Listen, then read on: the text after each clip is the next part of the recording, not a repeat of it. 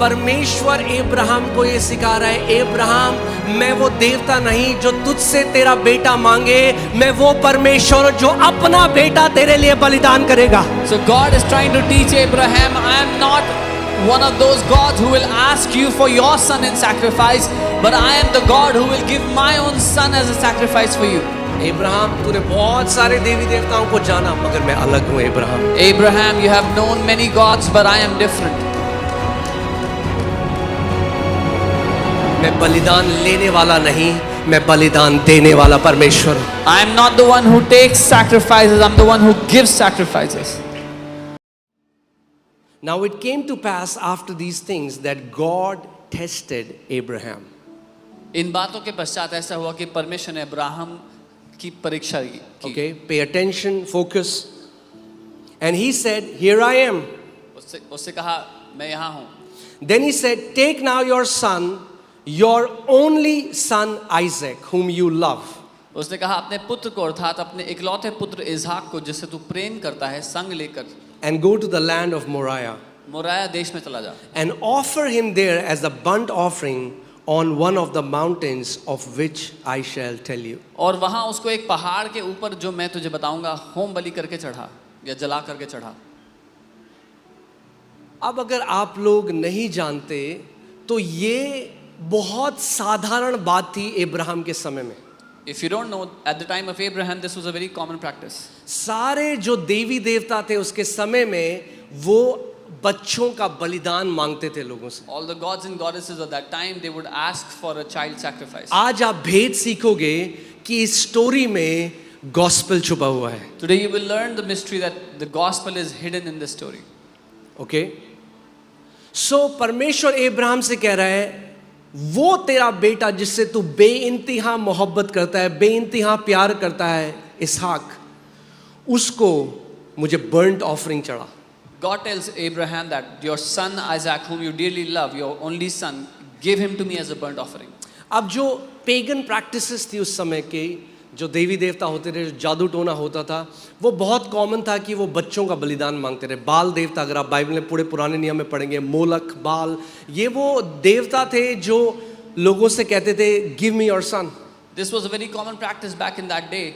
All the gods and goddesses, all the deities that used to be worshipped, they would ask for a child sacrifice. Let's go to Jeremiah 19:5.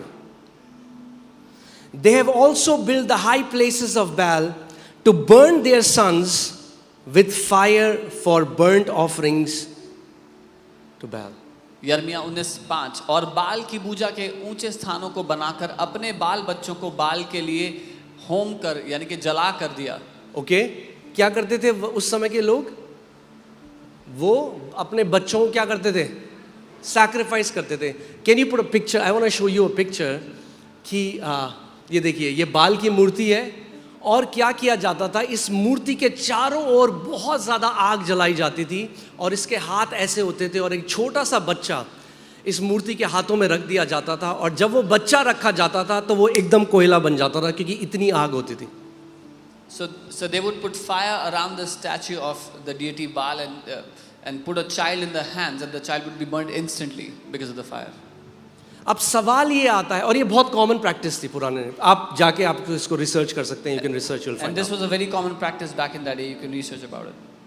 Okay, अब सवाल ये आता है कि परमेश्वर क्यों Abraham को वही बात बोल रहा है जो उस समय के देवता बोलते थे लोगों को। Now the question comes, why is God telling Abraham the thing which the deities of that time used to tell its people?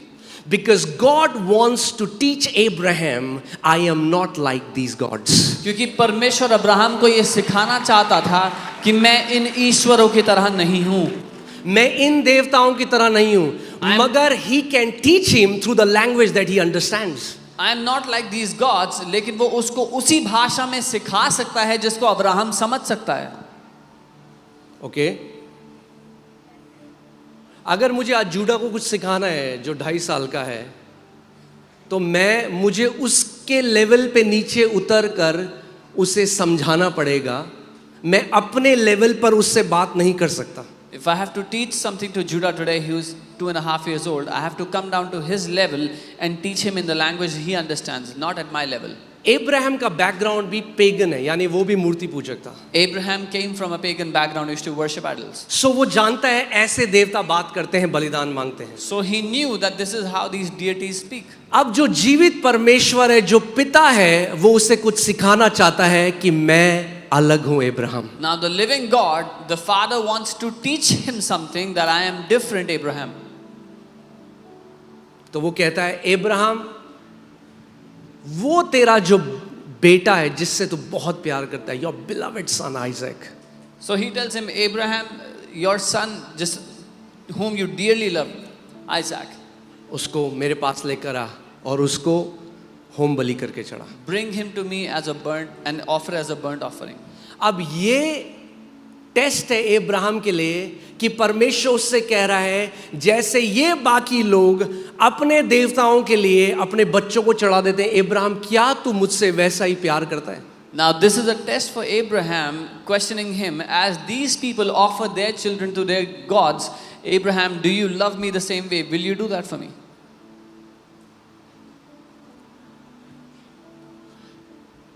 Gospel इसमें, I'll tell you. The Okay. gospel is in this. Hebrews 11:17 to 19. By faith, when he was tested, offered up Isaac. How did he offer Isaac? By faith, not by fear. Other people were doing it by fear. Abraham did it by faith. विश्वास ही से Abraham ने परखे जाने के समय में इसहाक को बलिदान चढ़ाया. डर के मारे नहीं, दूसरे लोग डर के मारे चढ़ाते थे, उसने विश्वास के द्वारा चढ़ाया. Okay, focus, because you're going to learn why it was by faith. आप सीखेंगे क्यों विश्वास से है. And he who had received the promises offered up his only begotten son. और जिसने प्रतिज्ञाओं को सच माना था, अपने इकलौते को चढ़ाया. ओके, अब्राहम ने किसको बलिदान किया, बलिदान करने चढ़ाया?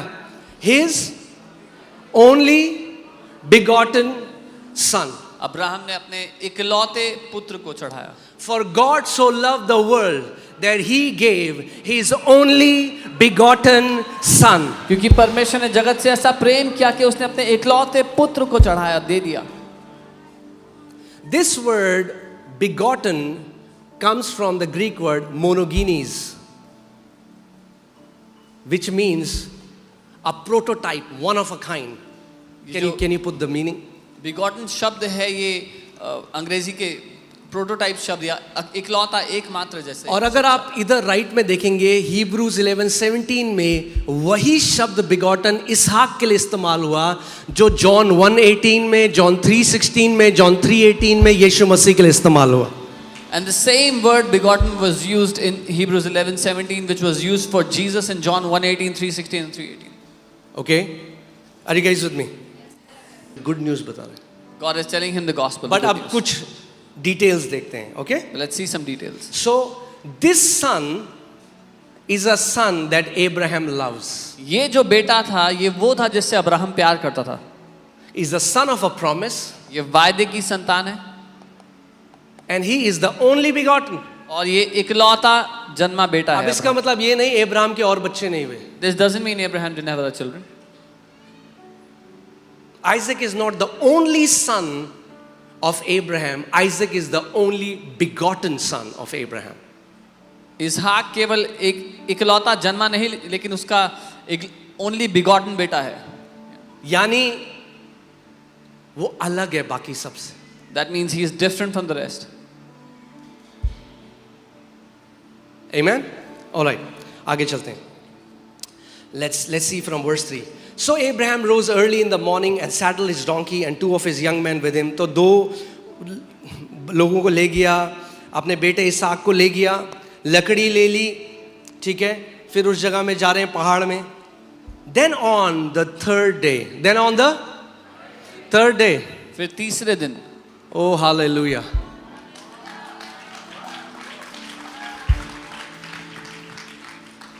तीसरे दिन. Why does Holy Spirit has to mention third day? क्यों पवित्र आत्मा ने यहाँ पे तीसरे दिन की बात की है? Because something happened on the third day. क्योंकि तीसरे दिन कुछ हो गया. And with Abraham, something happened on the third day.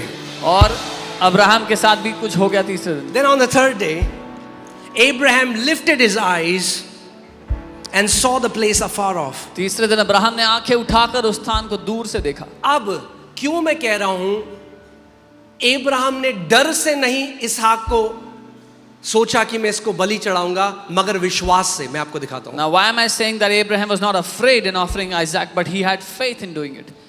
And Abraham said to his young men, वो अपने नौकरों से कुछ कह रहा है, And वो अपने he said telling something to his servant. Okay, जो उसके साथ नौकर है वो उनको कुछ कह रहा है। और सुनो, विश्वास प्रकट होता है शब्दों से।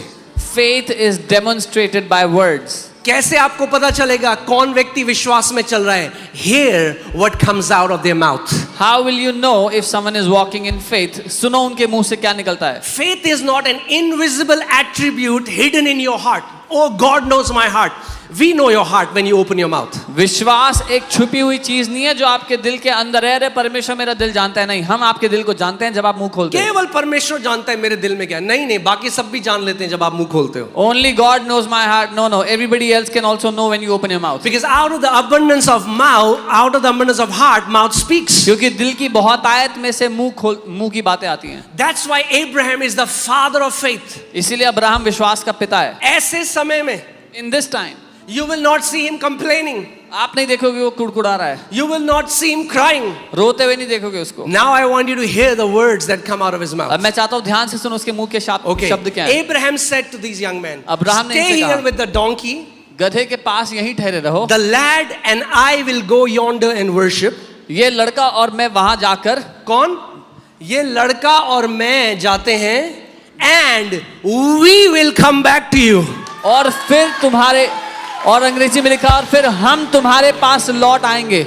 He didn't say me and Isaac are going and I will come back. He said we both are going and we are going to come back to you. वो ये नहीं कह रहे कि मैं और इसाक जा रहे हैं फिर मैं वापस आऊंगा। वो कह रहे हैं हम वापस आएंगे।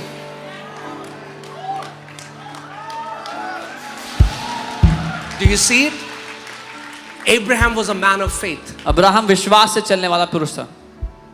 He was a man of faith. वो विश्वास से चलने वाला व्यक्ति Oh, था। hallelujah. आप जानते हैं क्यों उसने ऐसा कहा? You know why he said this? Because Bible बताती है कि उसने उस प्रतिज्ञा को थाम लिया था कि इसहाक में मैं सारी जातियों को ब्लेस करूंगा। Because the Bible says he had caught hold of the promise that in Isaac all the nations of the earth will be blessed. And Bible teaches us, Romans में लिखा है, उसने कहा अगर इसहाक मर भी जाए तो परमेश्वर जिंदा कर देगा, क्योंकि परमेश्वर ने प्रतिज्ञा की है कि मेरे किसी बीज से नहीं, इसहाक के द्वारा जातियां ब्लेस होंगी। और वो समझ गया था परमेश्वर झूठ बोलने वाला नहीं है। अगर उसने प्रतिज्ञा करी है, पकड़ लो उसको। And the Bible tells us that Abraham understood that even if Isaac died, he will come back to life because God has promised that through Isaac all nations will be blessed. Hallelujah.